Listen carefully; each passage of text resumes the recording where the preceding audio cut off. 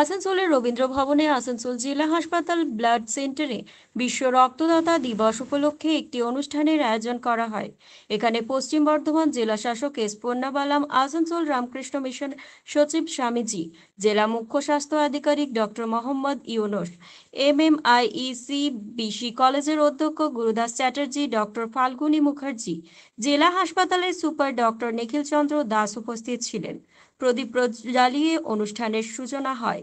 এই উপলক্ষে জেলা শাসক এস পূর্ণবালাম বলেন, রক্তদানের চেয়ে বড় কোনো সমাজসেবা নেই। তিনি সকল রক্তদাতা সংস্থাকে ধন্যবাদ জানান। আমার যখন ক্রাইসিস হয় রাতে ফোন করি, ওরা পরের দিন কিন্তু ক্রাইসিস ম্যানেজমেন্টে 1 নম্বর। মহেন্দ্র ফাইন্যান্স, হ্যাঁ, থ্যাংক ইউ।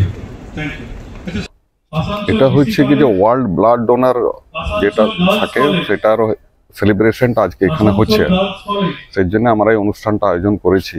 দেখুন, এই যে বিপুল পরিমাণ রক্তের চাহিদা তো আমরা একা পারি না, এগুলো যারা ভলান্টিয়ারে ব্লাড ডোনেশন করে তাদের অর্গানাইজারদের উপর আমাদের নির্ভর করতে হয়। তো সারা বছরের ধরে যে সমস্ত অর্গানাইজেশনে ক্যাম্প করে সারা জেলা জুড়ে, বিভিন্ন হাসপাতালগুলোতে রক্তের যোগান দেয়, তো তাদেরকে সম্মান জানানোর জন্যই আজকের এই অনুষ্ঠানটা, সেই অনুষ্ঠানটাই হচ্ছে এখানে। আপনারা জানেন যে মাননীয় ডিস্ট্রিক্ট ম্যাজিস্ট্রেট এসেছিলেন, আমাদের শ্রীমতী স্যারও আছেন এই প্রোগ্রামের মধ্যে।